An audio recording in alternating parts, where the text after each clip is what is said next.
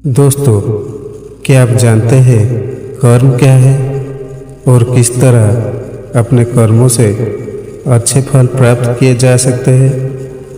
मैं आज आपको महात्मा बुद्ध के ऐसे ही मोटिवेशनल कहानी बताने जा रहा हूँ जो आपकी जीवन बदल देगी।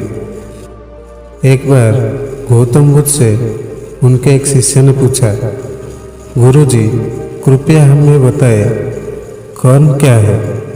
बुद्ध ने उत्तर दिया, कर्म को समझने के लिए मैं तुम्हें एक कहानी सुनाता हूँ। इस कहानी से तुम समझ जाओगे।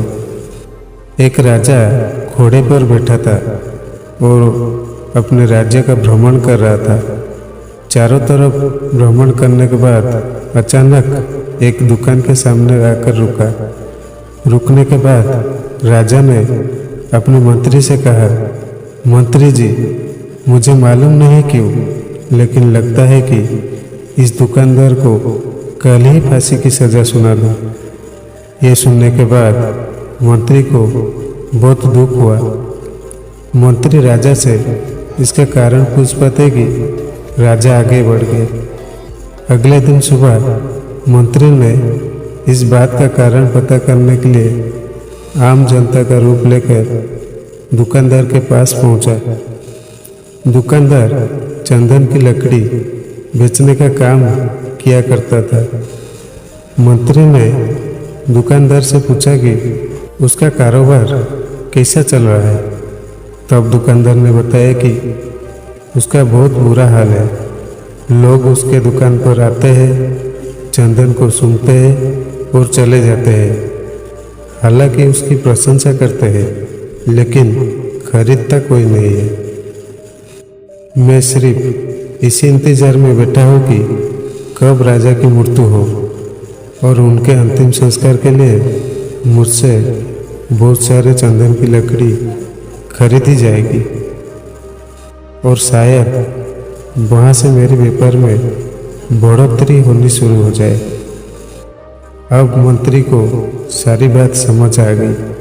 राजा उस दुकान के सामने क्यों रुका और उनके मन में उसे मृत्यु दंड देने का विचार कैसे आया।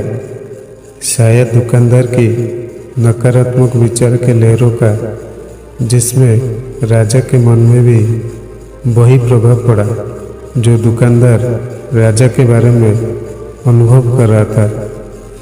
मंत्री बहुत बुद्धिमान था। उसने कुछ मुहूर्त इस विषय में सोचा और कुछ चंदन की लकड़ियाँ खरीदने के लिए आग्रह प्रकाश किया। ये देखकर दुकानदार भी बहुत खुश हुआ और उसने चंदन की लकड़ी को कागज से लपेटा और अच्छी तरह पैकिंग करके मंत्री को दी। मंत्री जब अगली सुबह चंदन की लकड़ी लेकर राजा के दरबार में पहुंचे और उन्हें बताया, चंदन की दुकानदार ने आपके लिए तोहफे के रूप में चंदन की लकड़ी भेजी है। ये सुनते ही राजा हैरान हो गए। मन ही मन सोचने लगे कि मैं बेकार में उस दुकानदार के बारे में गलत बातें सोचता था। उन्होंने चंदन की लकड़ी को हाथ में लिया। उसमें बहुत ही अच्छी सुगंध आ रही थी। राजा इससे बहुत ही खुश हुए और उसने दुकानदार के लिए मंत्री के हाथों सोने के सिक्के भिजवाए। उसी आम जनता का रूप लेकर मंत्री अगले दिन सोने के सिक्के के साथ दुकानदार के पास पहुंचा। दुकानदार सोने के सिक्के देखकर बहुत खुश हुआ और उसने सोचा कि मैं राजा के लिए कितनी गलत बातें सोच रहा था और उसे अपनी गलती का एहसास हुआ और उसने पश्चाताप करते हुए कहा, राजा तो बड़े ही दयालु है। यदि हम अन्य लोगों के प्रति अच्छे और दयालु विचार रखते हैं तो वो सकारात्मक विचार हमारे पक्ष में लौटेंगे, लेकिन अगर हम बुरे सोच रखेंगे उसी तरह उसका प्रभाव हमारे ऊपर पड़ता है। ये कहानी खत्म होने के बाद गौतम बुद्ध ने शिष्यों से पूछा, अब आप बताएं, कर्म क्या है? शिष्यों ने उत्तर देते हुए कहा, शब्द ही हमारे कर्म है। हम जो काम करते हैं वही हमारे कर्म है। जो हमारी भावनाएं है वही हमारे कर्म है। सभी शिष्यों के जवाब सुनने के बाद बुद्ध ने कहा, आपके विचार ही आपके कर्म है।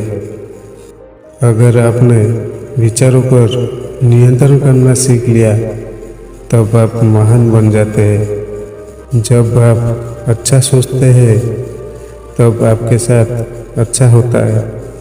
आपके विचार ही आपको अच्छा या बुरा बनाते हैं। आज की इस छोटी सी प्रेरणादायक कहानी कैसी लगी, इस पर अपने विचार कमेंट माध्यम से हम तक पहुंचाएं। और कहानी पसंद आई तो लाइक शेयर करना ना भूलें।